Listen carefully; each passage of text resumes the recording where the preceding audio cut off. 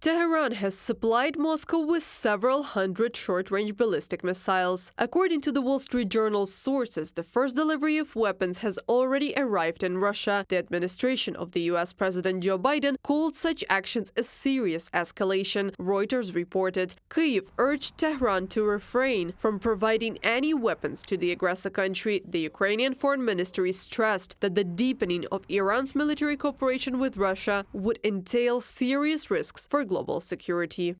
Iran must completely and definitely stop providing weapons to Russia in order to prove with actions, not words, the sincerity of the statements of its political leadership about non-involvement in feeding Russia's deadly war machine. We warn the official Tehran that if the fact of Iran's transfer of ballistic missiles to the Russian Federation is confirmed, it will have devastating consequences for Ukrainian-Iranian bilateral relations. From a statement on the website of the Ministry of Foreign Affairs of Ukraine. The West predicted Iran's intention to transfer missiles to Russia back in the summer. At the same time, according to the Wall Street Journal, European and U.S. officials began preparing new sanctions against Tehran. These measures may affect individuals and legal entities involved in supplying arms to Moscow, as well as the national air carrier Iran Air, which may be banned from flying to Europe. However, no matter how much pressure is applied to Tehran, analysts are convinced that the Iranian authorities will not confess to supplying missiles to Russia. This is traditional Iranian approach. They don't recognize anything.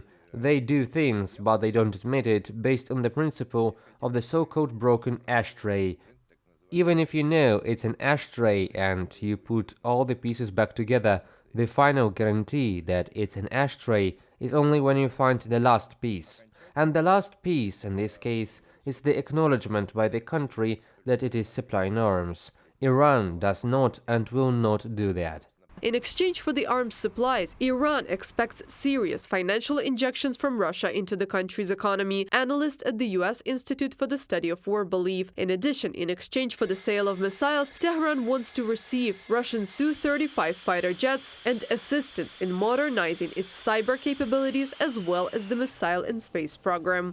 Iran has sought cash for its allying economy in return for selling weapons to the Kremlin.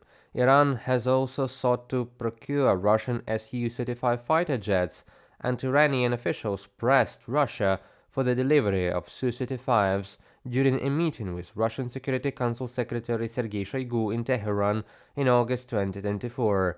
The acquisition of Su-35s could enable Iran to more readily and independently project air power, given that the current Iranian air fleet is outdated and poorly maintained. From a report by the Institute for the Study of War. In fact, Iran is in a state of war with Israel. Both countries make no secret that they are preparing or are ready to strike each other. Therefore, Iran needs modern weaponry that will minimize the possible damage that Israel and the US could potentially inflict.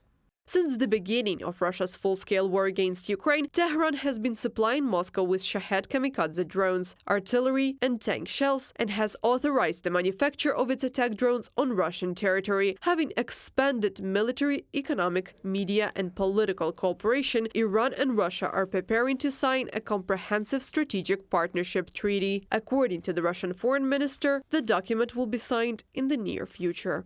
Reported by Anastasia Tarnavskaya, Nikita Skoblikov, UATV News.